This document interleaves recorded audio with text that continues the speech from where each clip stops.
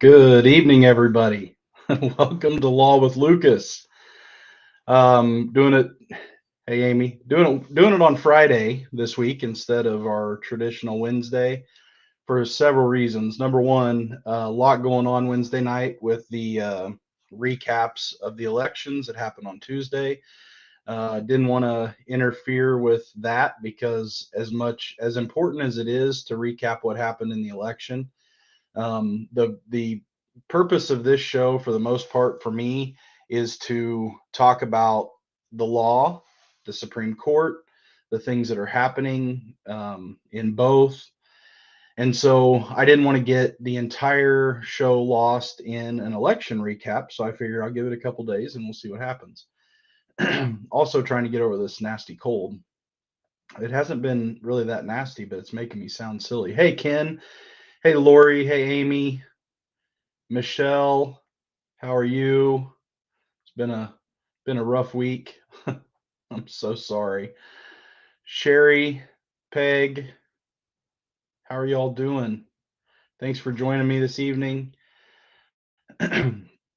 Yeah, please don't forget to hit the like button, love button, and of course share this out on Facebook or wherever you're at. Um,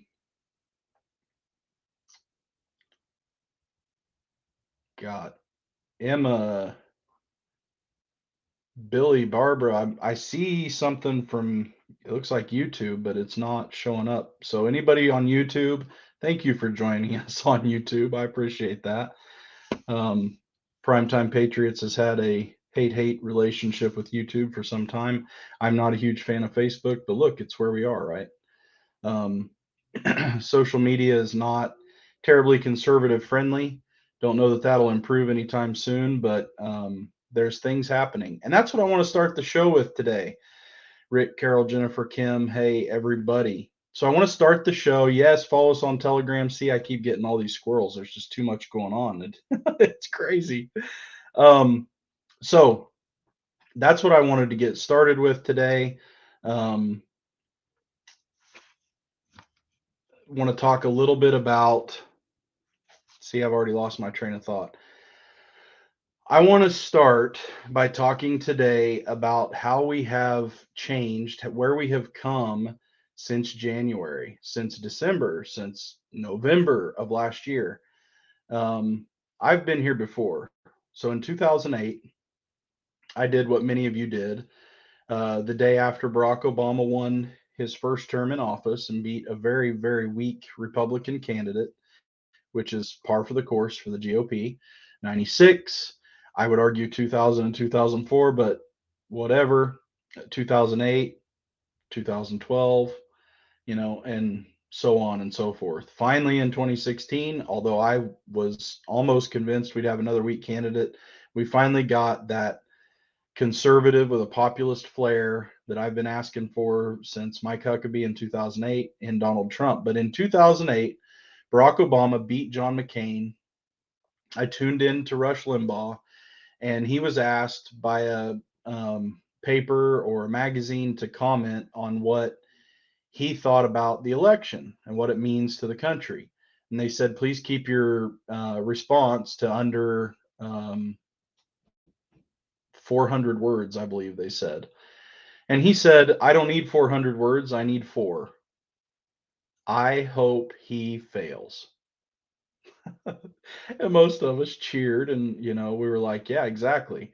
And so many people out there pretended, the leftist media pretended that Rush was saying he hopes the first black president fails. He hopes that Americans don't respond well to the first black president. And of course, most of us know that was all complete nonsense. That's not what Rush meant at all. What he meant is the same thing we meant.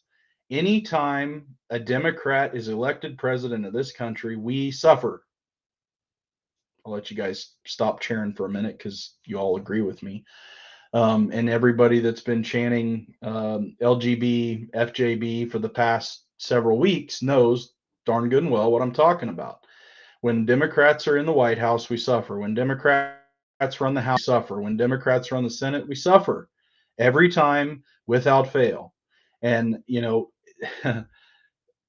it's happened so many times that it should have been completely understood right out of the gate what Rush was talking about. We hope Obama's policies fail because American Marxist, left wing policies are terrible for the country. But you don't have to take my word for it. Why don't we turn to Mr. Fence Turtle himself? Joe Manchin said today, this country is not a center left country or a left country. If anything, it's center right, or, I think he said center or center right. And that's true. Battleground has done surveys for the past 25, 30 years. Once a year, they do a survey of more than 10,000 people to make it a very minor potential for error, margin for error. And they asked this a simple question, where are you on the political spectrum? I don't know exactly how they ask it. That's not important. But every year, without fail, they come to the same conclusion. A majority, and I think it's between 55 and 60% of this country, consider themselves center right or right. When you combine it all and you get it all together, that's where people consider themselves in this country. So there's no question that when people are asked about specific policies, specific ideals, they don't lean to the left. So every time the left gets in power for a little bit and they think, well, we're going to push our policies on the American people, it fails miserably and spectacularly. And that's what we're seeing with Joe Biden. Barack Obama had the media on his side. He was a good speaker, good enough to keep the narrative right where he wanted it. And he maintained that for 8 years. He did a good job of maintaining that. Coming off of a terrible, in a lot of ways, terrible 8 years of George Bush, there was a lot of people clamoring for real change. And that's what they got. And they kept it for 8 years. It was what it was. I don't think Joe Biden's got 4 more years in him either way, but I certainly think it's an uphill battle for the Democrats to keep the White House in 2024. But we talked about this, if you remember, back at the right after I got out of the hospital with COVID, probably in February. I know I talked about it in November and December. We talked about where do we go from here.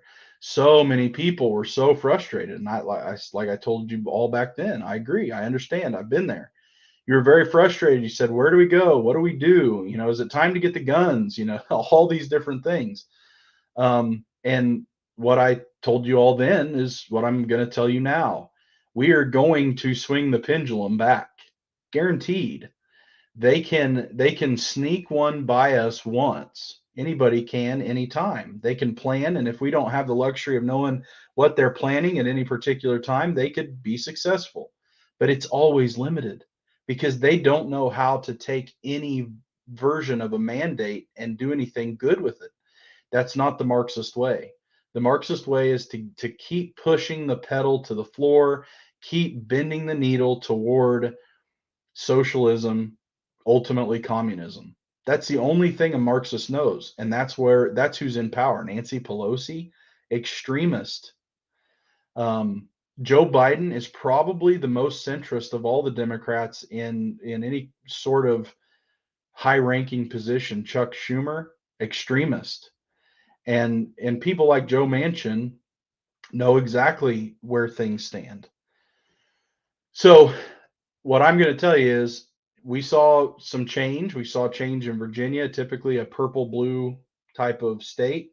Lots of people who work in Washington, who work in the deep state, live in Virginia. So it makes sense that it's a center left or even further than center left type of state. So to see what happened um, Tuesday night with the three uh, big wins for the GOP, governor, lieutenant governor, attorney general, huge wins. And why? Why? What did the left push too far this time? Well, you could argue a lot of different fiscal policies, and we're not going to dig into those too much tonight, but they're all probably true. The big things are kids, education, schools, critical race theory, and gosh, we could talk about that for a while. The left is still, they can't make up their mind. They're kind of schizophrenic. Some days CRT is real and it exists, and some days it doesn't. I can tell you all right now, it absolutely exists. And there may be people watching who remember this story that I'm about to tell you. When I was in law school, we had a brand new professor at Washburn show up, and basically she was an African American woman, extremist American Marxist type. They had her earmarked or on the fast track to becoming a dean at Washburn Law School. And it's not dean as in like the dean from Animal House, the guy that runs everything. This is like one of the multiple deans that they have. It just means that they lead one or more programs of the law school. And as part of that, they had her teaching a class that was sort of a broad based kind of class on cultural law. And it introduced me to critical race theory. How did she introduce me to critical race theory? She wrote up on the board a scale from 1 to 10, 1 being the most extreme KKK version of racist you can possibly be, and 10 being the least most progressively unracist person on the planet. Now, she didn't have the phrase at the time anti-racist, but that's what Ibram Kendi has made popular these days. It's like not enough to be not racist, you have to be anti-racist. What does that mean? Well, I had my introduction. She asked the question, where do you think Martin Luther King's dream speech stands on this scale of 1 to 10? Any guesses? And I'll see these comments a little late, but Mrs. Producer, do you have a guess? Where is Martin Luther King's judge people not by the color of their skin, but by the content of their character fall on a scale of 1 to 10, 1 being most racist, 10 being least racist? Very close. He was a 5, I believe. Between 3 and 5. 3, 4, 5, something like that. Yeah, everybody should be very. Kathleen, I am 40. Just turned 40 last Saturday. So congratulations, me. I'm 40. I'm in my terrible 40s, or is it fabulous 40s? I don't know. Something like that. Everyone tell Lucas happy birthday if you missed that. Just saying. Thank you. Karen, yes, believe it or not, Martin Luther King's dream speech in the world of race mongering, the race hustlers, is very low on the scale. 3, 4, 5, something very low. What they think is better than Martin Luther King's dream and his vision of getting past racism, a post-racist world, or a post-racist United States of America, was this anti-racism that Ibram Kendi has been propagating across the country for 10 years. Yeah, go ahead. I'm sorry that I just like came up here on your live, but I felt like maybe like our viewership was kind of dropping, and I'm like, you know what? I'm just going to step in and conversate with Lucas a little bit. If you guys have not researched Ibram Kendi, it is a very quick, you can get a rundown online if you type in Ibram Kendi and get a rundown on this man's beliefs, what he started, and start comparing it to our current leadership, because it is insane how identical our current leadership aligns with this man. And so that's really the point. The point is, and I'm gonna just keep it as short as I can. Go research what anti-racism is, but it's the idea that we have to be racist against the majority in an area, whether it be the United States or a specific state or schools or anywhere that anti-racism is practiced. The goal is be as racist as you can against the majority within that group, and as soon as they feel what it's like to be segregated or discriminated against unfairly, or treated without the equal protection of the laws, then you can begin the conversation with them about what it means to not be racist. For a white person to say, I'm not racist, is exactly what they look for in somebody who is extremist racist. I know how crazy that sounds. Trust me, I've researched this crap since it would have been right around 2006 or 7 at Washburn Law School when I was there and they were teaching this garbage. Well, over the years, it has turned into this CRT, and CRT was technically developed back in the 70s at Harvard. So it's been around a long time.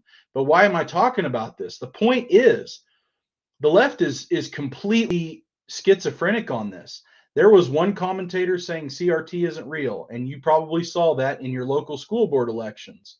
Then another commentator saying it's real and it needs to be taught. And another commentator saying white people don't want to see CRT in their schools because they're afraid it'll cost them their majorities, and on and on and on and on. The reality is it is real. It is sneaking into school districts all across the country. There's plenty of districts that it's already in. And they don't say, okay, this is CRT 101. What they say is, what does it mean to be anti-racist? And they teach that. And they say, well, we're not teaching CRT, we're teaching anti-racism. Dr. Ibram Kendi is blah, blah, blah, blah, blah. And I'm like, no, no, no.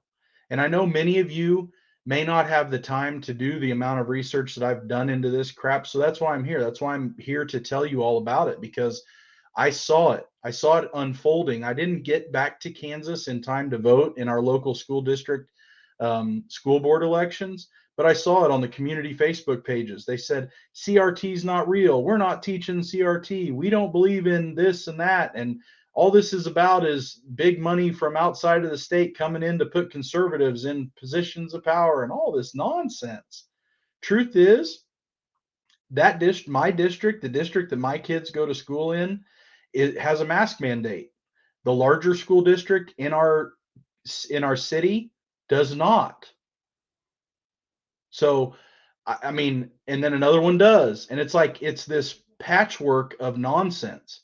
And that's what we're asking these school boards to get under control. In the meantime, they're focused on how can we be more inclusive of theories like CRT, and that's ridiculous. And that's just in Kansas. Ohio's similar.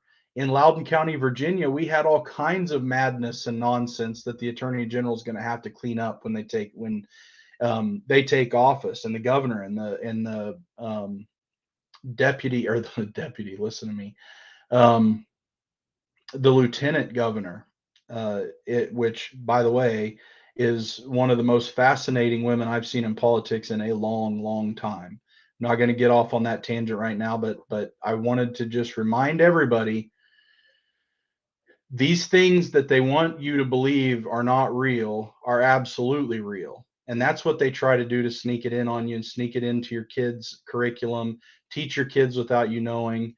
And the way that all of you patriots are standing up against this nonsense and this garbage in our schools, let them call you an extremist, let them call you a domestic terrorist, let them call you whatever the heck they want to call you. You have lots of support, lots of support. Go to your school board meetings, protest, argue, discuss, keep it as civil as you can, because that's what this country was founded on. Civil petition. Hold on just a sec.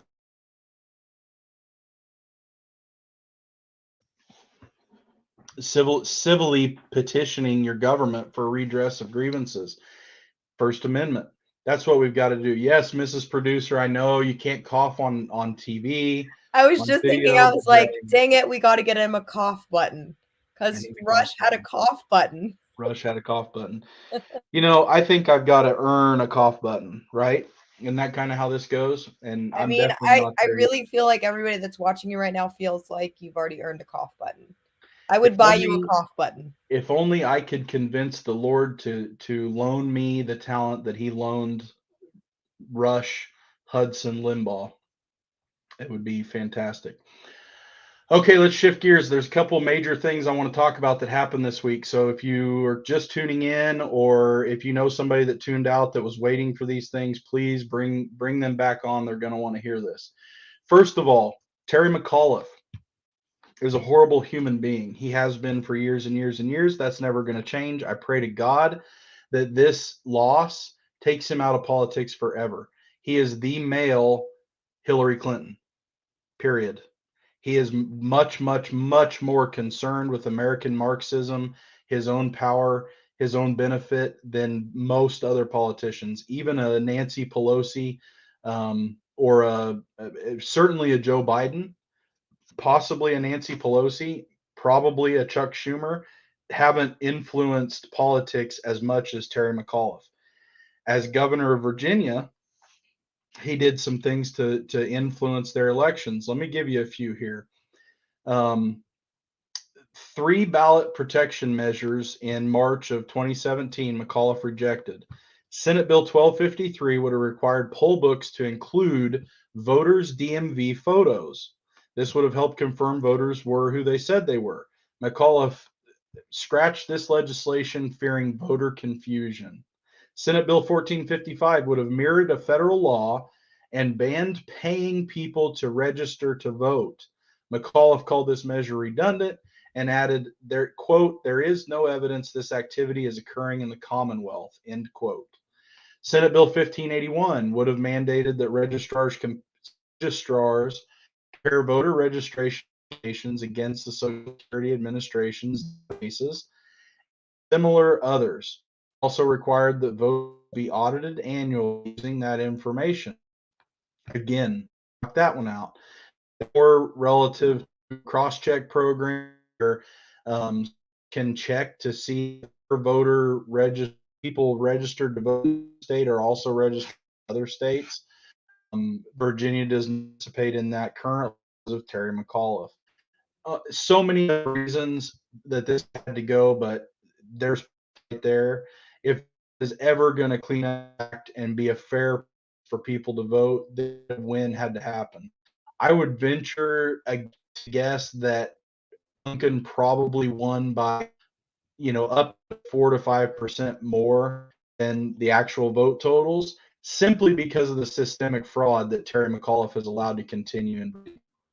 So people have asked me, what do we do? How do we get fair elections? This is it. We have to vote 60% more. We did the previous election to get change in states like Virginia that we have to do. This is fantastic. The Senate President of New Jersey was beat by a furniture delivery driver who spent like $150 on his election.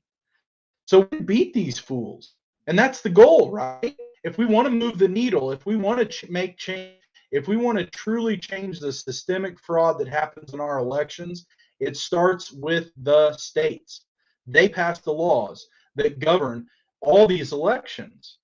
And we've got to make sure that the right people are putting those laws into place and managing them, especially swing states. Arizona has made has done good work in that regard.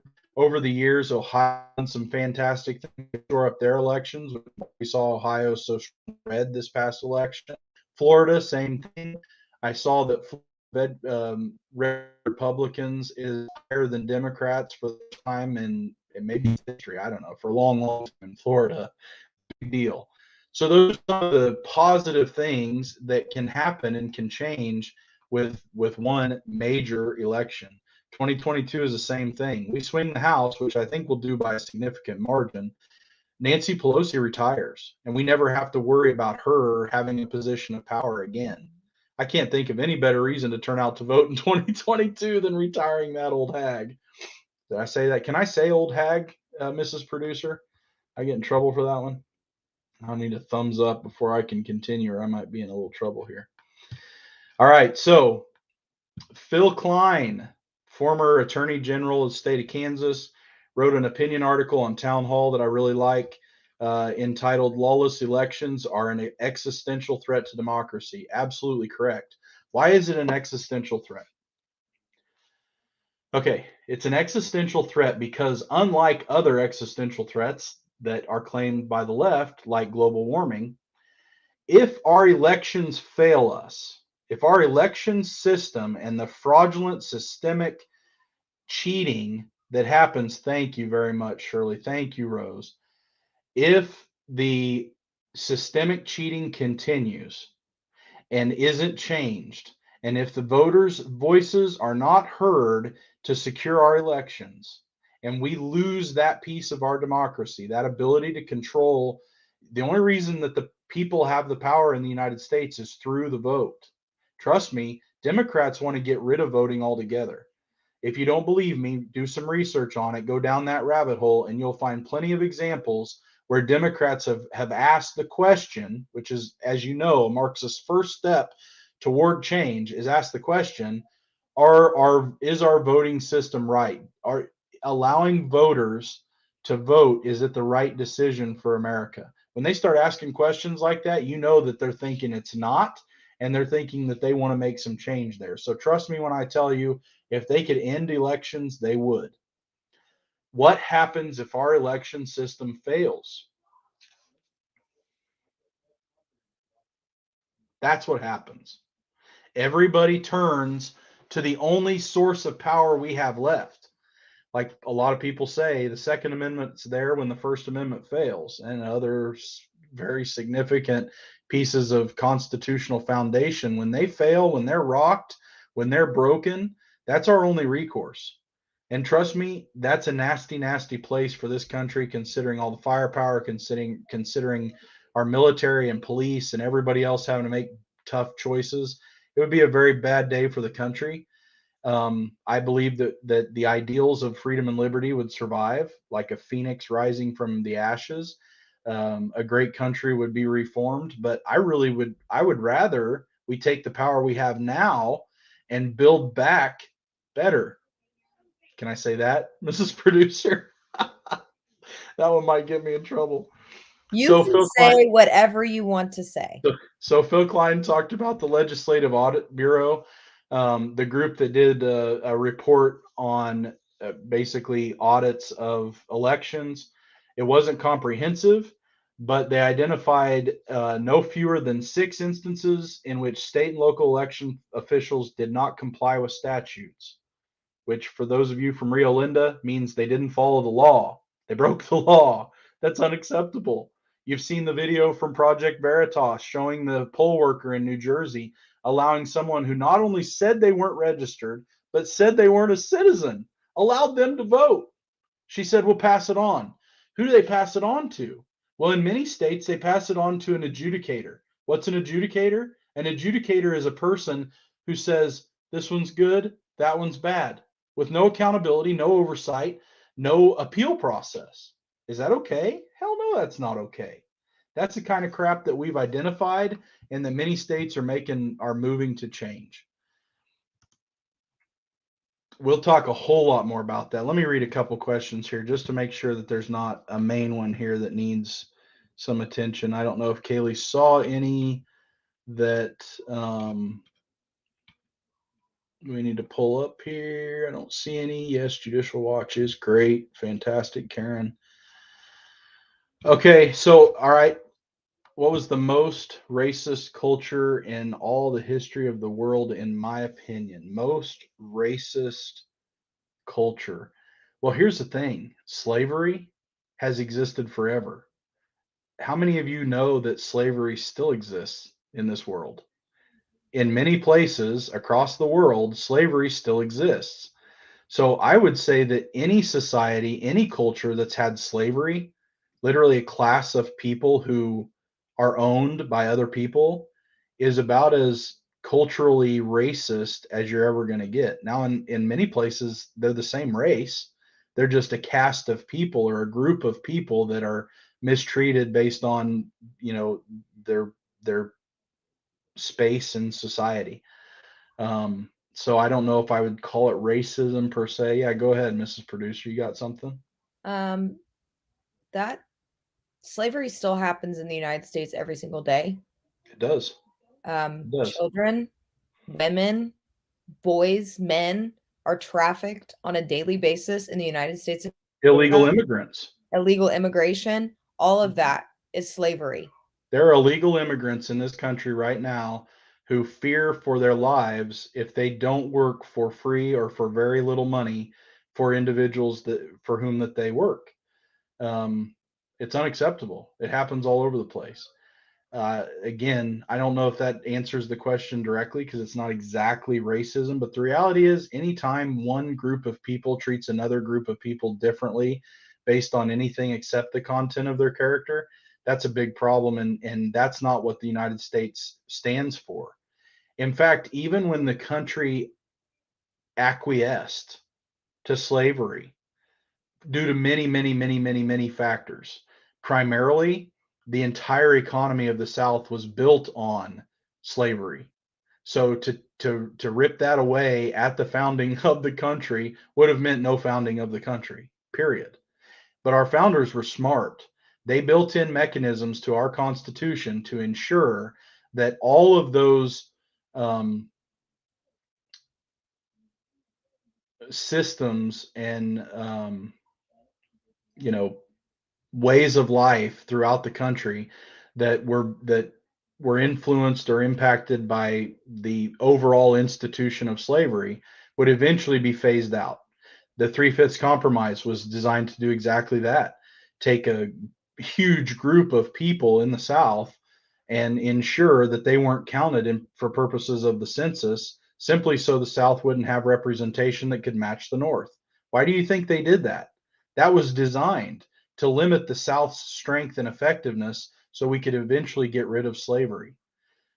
If anybody thinks that that was an evil that was going to be accepted forever, all you have to do is go back and read history. Plenty of instances of people trying to get rid of slavery well before the Civil War, well before Abraham Lincoln's Emancipation Proclamation. Again, that's a great question. Definitely something worth more research. But basic history is going to tell you that this country and its foundation of liberty and freedom is the first time that a nation has ever been founded designed to walk away from institutions like slavery. The first time. Because really, if you think about it, if you're subject to a king who can take away your property without any kind of notice or fair hearing, he could, in Scotland, no more than what would it be, like 500 years ago, they would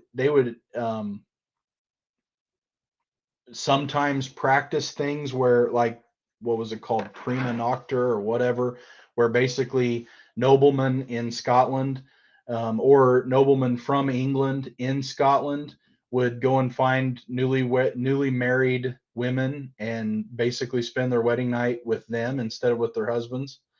Um, all kinds of crazy nonsense that isn't going to be accepted in a free country like the United States. James Carville said yesterday, for those of you who don't know who James Carville is, he's another one of those kind of Biden type old school Democrats. Definitely still an American Marxist, but certainly much more moderated than a Nancy Pelosi or a Alexandria Cortez. He said the other day that his biggest concern and the biggest reason he thinks that these elections went so poorly for the Democrat Party is because of wokeness. He didn't mince any words. He said this wokeness crap, this defund the police and all this stuff is what's killing the Democrat Party, and he's absolutely right. That's a big, big part of it. But it's merely a symptom of the real problem with the Democrat Party, which is Marxism. Okay, I got to get to this before we get off here, because the most significant thing for me personally, besides these elections that happened this week, was on Wednesday. The Supreme Court heard New York State Rifle and Pistol Association versus Bruen, which is the latest Second Amendment case. Big deal. Why is this a big deal? Many of you are familiar with the last big Second Amendment case that came through the Supreme Court, the Heller case, where if you didn't know this part, I'll just tell you, the last big case, the Supreme Court finally established an individual substantive right to self-preservation inside the home, to the ability to use a gun to protect your life inside your home. Just so you know, even though something is in the Constitution and enumerated as an individual right, does not necessarily mean that the Supreme Court has recognized it as an individual right.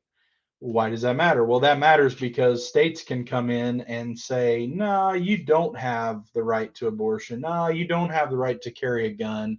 No, you don't have the right to free speech or to assemble or whatever. They can do that.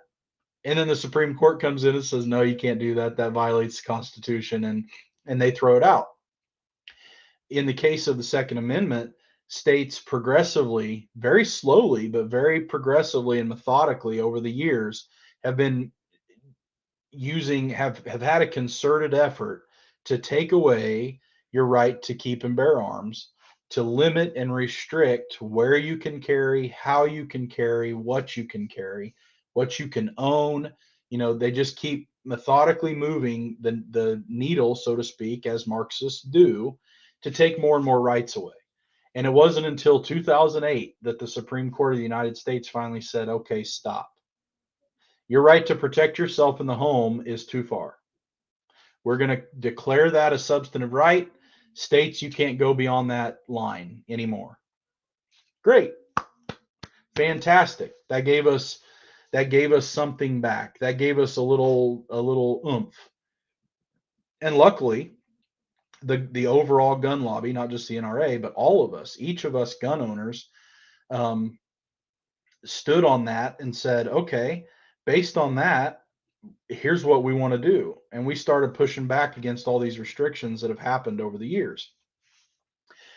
Up until now, the state of New York, even now, in the state of New York, for you to get a concealed carry permit or even a permit to carry your gun through the city or anywhere in the state of New York, you have to show some reason why you should be able to do that, some special reason why. I'm trying not to get too legalistic in the language here, but basically you can't just say, I live in a high crime neighborhood. You have to say, I live in a high crime neighborhood, I'm a woman, and I've already been attacked twice.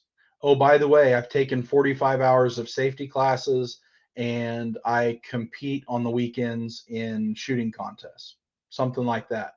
But at the end of the day, it's ultimately up to the granting authority to decide whether or not you have a good enough reason. And it's hogwash.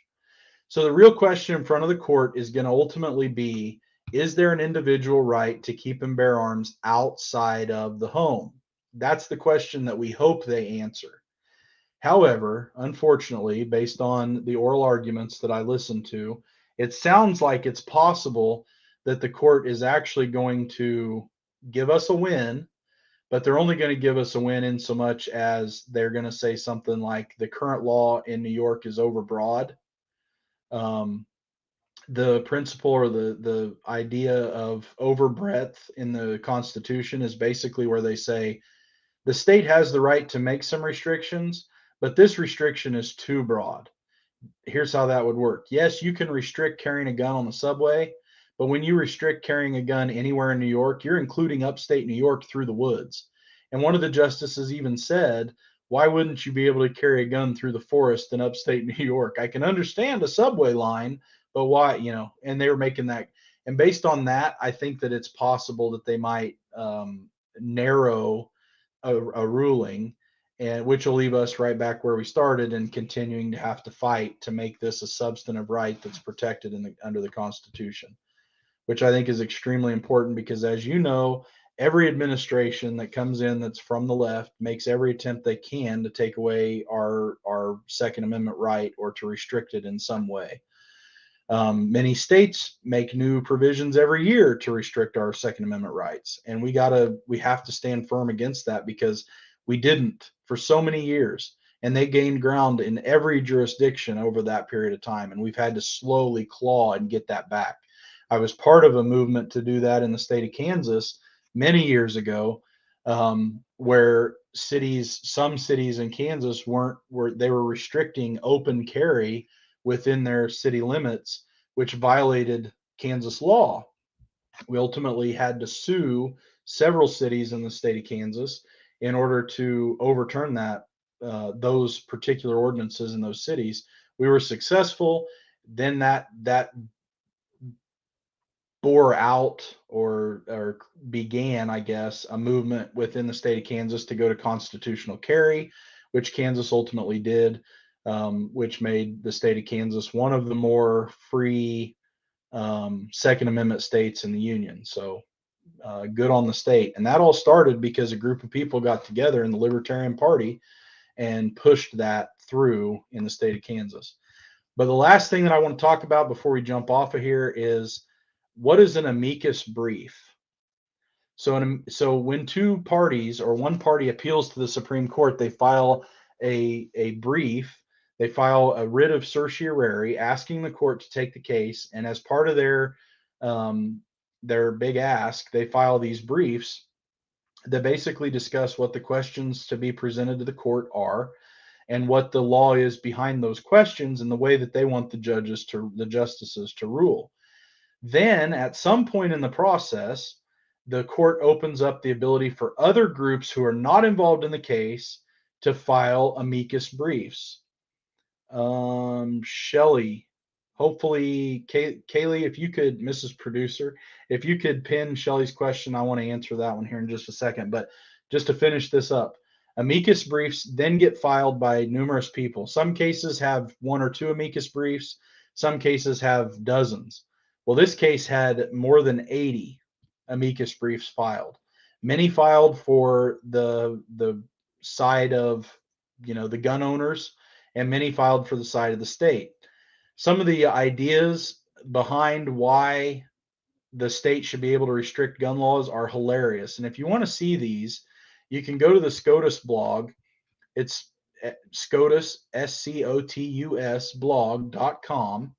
And there's a link where they break down all the amicus briefs in the New York State rifle case so you don't have to. It's by Elena Erskine, who I would almost bet you $1 million is pretty hardcore leftist, because most of the folks that work in this area are.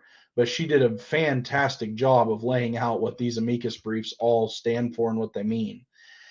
And you can read them. They're great. But let me just tell you one that's important. Do any of you remember the name Michael Luttig? Might be pronounced Ludig, but it's Luttig.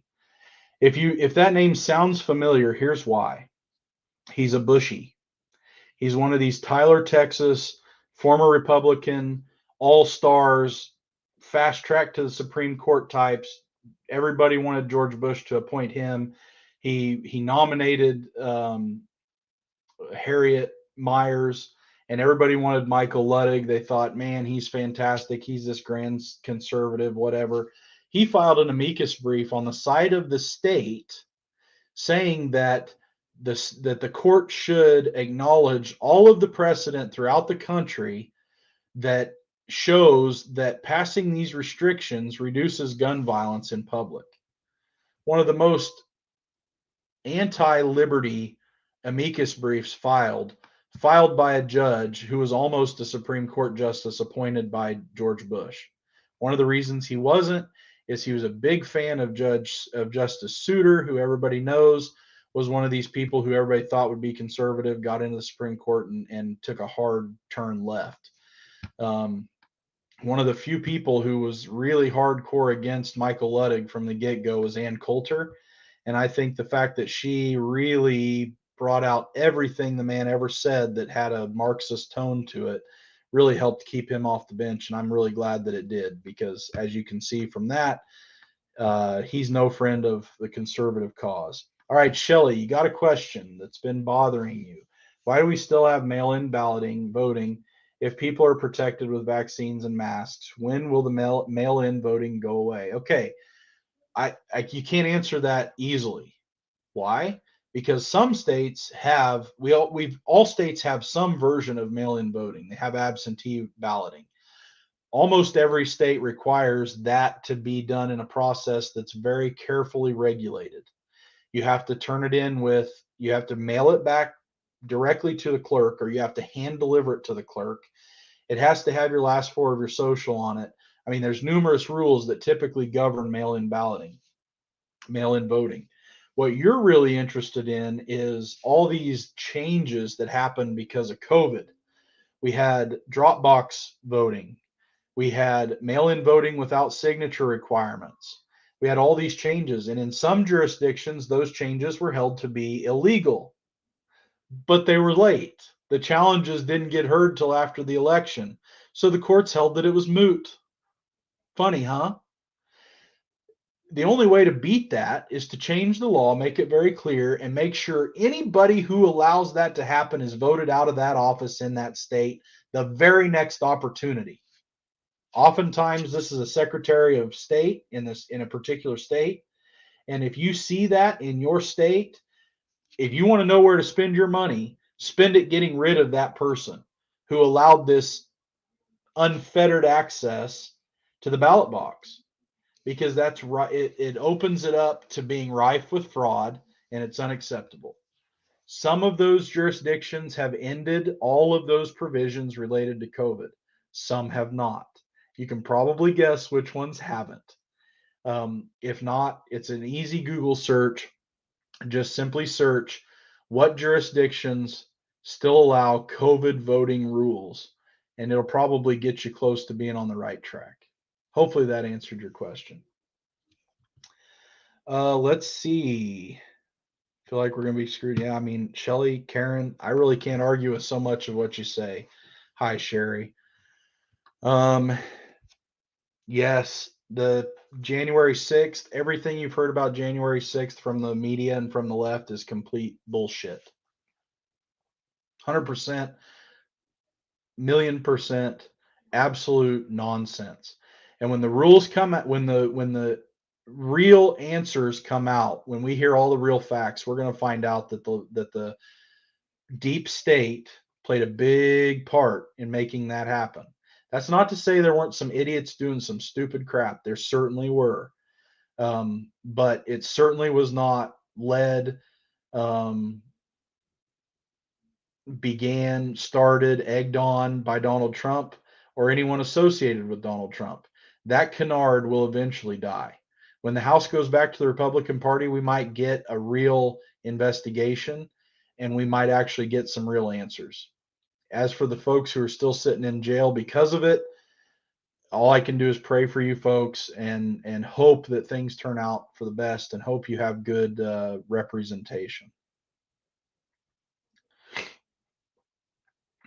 Yeah, I haven't seen Tucker's special yet, but that's one of the things right here on my agenda that I need to watch. So thank you, Mickey, for pointing that out. I need to get on top of that. Okay, so let me scroll down, make sure I didn't miss anything else here. Lori brought that up too. I guess I got to watch it tonight. I'll make sure I do that. I'll make it a point. Listen up. So that's it for tonight. I really wanted to talk about Terry McAuliffe because I can't stand the man. I needed to bring up Phil Klein's opinion article in Town Hall. You should go take a look at that because he's the first person that I got to really sit and talk to about the Heller case. Clear back when it was in the appellate courts in 2004 in a symposium at Washburn with the Washburn College Republicans. I didn't anticipate that he would know much about the case, and he really did.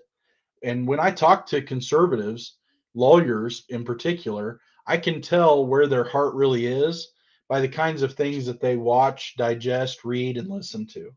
I got a job working for the Speaker of the House in the state of Kansas once upon a time. And the first question he asked me is, why was I there and why did I want to get involved in politics?